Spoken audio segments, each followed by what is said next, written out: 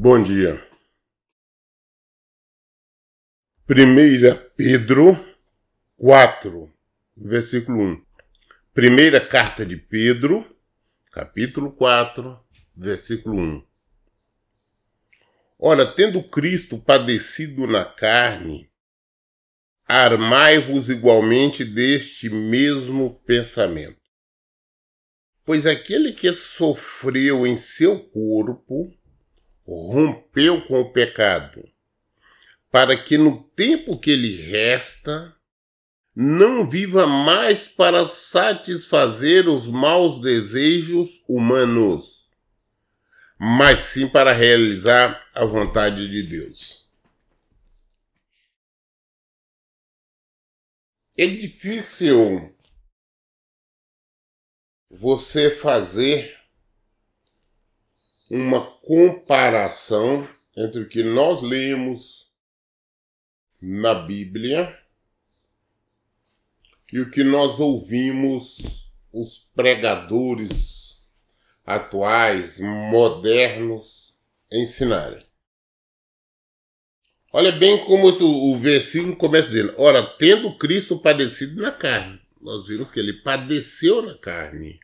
Ele sofreu, foi crucificado, ele morreu, não é? Então o que é que nós temos que fazer? Olha bem o que o Pedro está falando. Armai-vos igualmente deste mesmo pensamento. Ou seja, nos revestir deste mesmo pensamento, sabendo que Cristo sofreu de toda maneira na carne como nós. Então, da mesma forma, se ele é o nosso mestre, nós temos que pensar assim. Nós temos que estar preparados para estar recebendo afrontas, passar por lutas, batalhas, dificuldades várias. Nós temos que passar. Nós temos que passar por isso. Então olha bem. Que ele continua falando aí no versículo 1. Pois aquele que sofreu em seu corpo rompeu com o pecado. Aquele que sofreu no seu corpo. Jesus sofreu no corpo. Não por ele, mas por nós. Pelos nossos erros, pelos nossos pecados. Foi por isto. Versículo 2. Para que no tempo que lhe resta, não viva mais para satisfazer os maus desejos humanos, mas sim para realizar a vontade de Deus. Aí, os pregadores ficam pregando, não, o negócio é só vitória, só vitória. É cultos da vitória. Vem que Deus vai lhe dar isso, Deus vai lhe dar aquilo. As pessoas que procuram estes pregadores, que procuram estas igrejas, não conhecem a Cristo, não querem a Cristo, querem as coisas do mundo. É vergonhoso nós nos identificarmos como cristãos, mas ficar diante de Deus só pedindo isso, pedindo aquilo, querendo coisas boas, querendo desfrutar do melhor aqui. Não existe essa promessa para nós. Aqui não. Não viva mais para satisfazer os maus desejos humanos, mas sim para realizar a vontade de Deus. Nós temos que viver para realizar a vontade de Deus. O que Deus quer na minha vida? O que Ele quer que eu faça? Versículo 3. No passado, já despendeste tempo além do tolerável, fazendo o que agrada aos pagãos, ao mundo, né?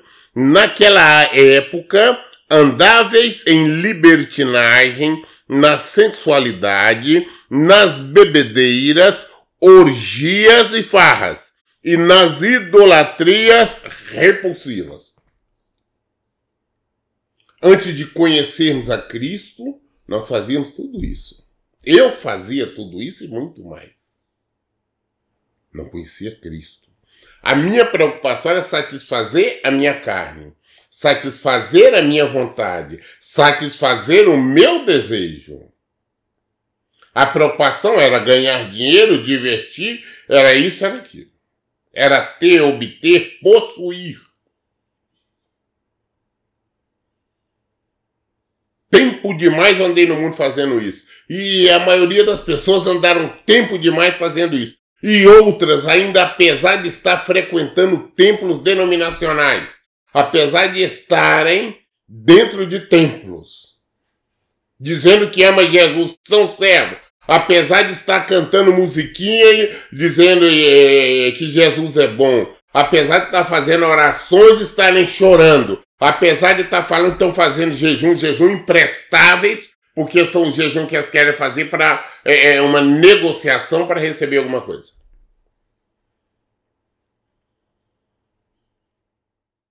Então, não é. Nós precisamos nos converter, como nós acabamos de ler agora, no versículo, no final dele.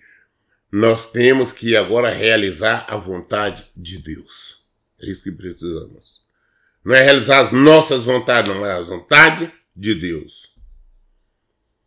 Versículo 4. Eles acham estranho que não vos juntais a eles na mesma correria desenfreada de licenciosidade, e por isso vos caluniam. Então o mundo não consegue entender, por isso que fala não. Fulano tá no erro. Quantas histórias eu sei que eles inventam por aí a meu respeito. Eu não estou preocupado com isso, que inventem o que quiserem. Como a palavra do Senhor diz, se a sua consciência não te acusa, tem paz com Deus. O mundo não entende como que uma pessoa pode viver para Deus, viver na vontade do Senhor, sem ter outras preocupações. A nossa preocupação é servir o Senhor. A nossa preocupação é viver em conformidade com a palavra de Deus. A nossa obrigação, nós viemos para realizar a vontade de Deus e não para satisfazer os maus desejos humanos.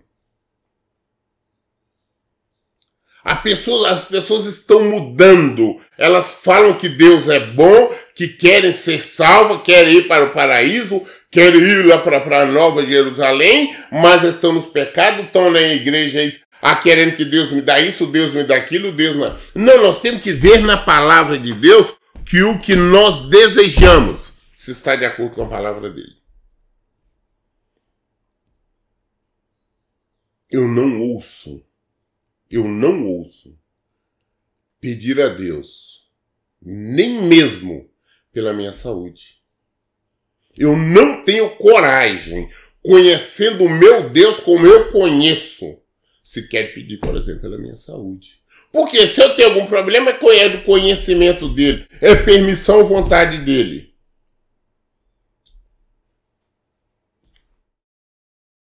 Que seja feita a vontade dele. Que seja feita a vontade dele.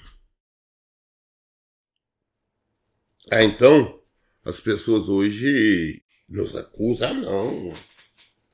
Eu não entendo como é que tem coisa por trás disso. A maneira como ele vive, que eles vivem, que ele ensina, está errado. Deus quer o melhor para nós. Ele nos deixou para desfrutar do melhor desta terra. Conversa. Deus não deixou nada para nós desfrutar o melhor dessa terra, não. Essa terra aqui, esse mundo, ela está morta. Porque tudo que está na mão do diabo não tem vida. Se não tem vida, está morto. Então presta atenção. Que não tem vida está morto. Então está morto. Por quê? Está na mão do diabo. Está na Bíblia. O mundo jaz no maligno. Ou seja, o mundo está morto no diabo. Morto no diabo. Portanto, é inconcebível pedir a Deus as coisas deste mundo. Jesus nos deixou um exemplo claro lá em Lucas 4, quando ele é conduzido ao deserto. E às vezes nós falamos, mas não o diabo que me trouxe ao deserto, não. Quem nos leva ao deserto é Deus. Leva para nós sermos a aprender, nos fortalecer, sermos educados e tudo mais. Fomos levados ao deserto.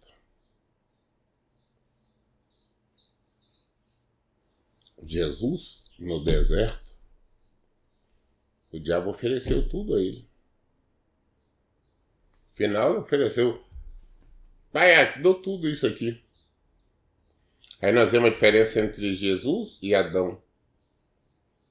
Adão, a mulher dele, pegou o fruto lá que não poderia comer, que os sem conhecimentos católicos, outros falam maçã. Que maçã? Não tem nada a ver com maçã. Vai ler Bíblia. Lá o fruto da sabedoria, da árvore da sabedoria, pegou a serpente, enganou, deu a Eva comeu e deu para o marido, ele pegou e comeu. O diabo veio oferecer Jesus com fome. Adão não estava com fome. E Jesus estava 40 dias sem comer. O diabo falou, é pão aí, transforma essa pedra em pão. Jesus, não, nem só de pão viverá o homem.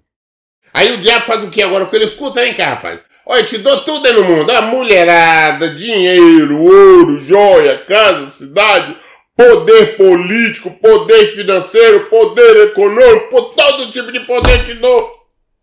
Só você me adorar. Deus será fácil de mim. O diabo ofereceu tudo. E o diabo da fala, vai lá em Lucas 4, vocês vão ver. Falou, porque eu posso dar quem eu quiser. Porque foi me dado. Foi Deus que deu. Ele disse no versículo 6 de Lucas 4, ele lhe propôs, eu te darei todo o poder sobre eles e toda a glória destes reinos, porque me foram entregues e tenho autoridade para doá-los a quem bem entender. Se Deus o entregou, deixou na mão do diabo, então não é de Deus, deixou na mão do diabo. Agora nós queremos que Deus dá isso, daquilo para nós. Então que é a contradição dessas igrejas aí. Versículo 5 fala, mas todavia eles terão de prestar contas àquele que está pronto para julgar os vivos e os mortos. Por esse motivo o evangelho foi pregado também a mortos, para que eles mesmos, julgados no corpo, conforme a humanidade, vivam mediante o Espírito segundo Deus. Nós falamos sobre isso ontem, que Jesus foi no cativeiro, pregou para os mortos, para que eles pudessem ter direito de ser salvos. Todavia eles terão de prestar conta. Então temos que saber o que é que nós estamos ouvindo. Será que nós realmente somos cristãos? Será que nós ouvimos a verdade? Se nós vivemos a verdade? Será que nós estamos compartilhando com as outras pessoas a verdade, o Evangelho de Cristo? Pensar sobre isso. Nós lemos hoje a primeira carta de Pedro, capítulo 4, versículo 6. Amanhã, querendo Deus, nós daremos continuidade a partir do versículo 7. Todas as dúvidas esclarecemos na Bíblia. Por isso, em todo o tempo, eu digo, leiam e pratiquem a Bíblia. Deus abençoe. Até um bom dia.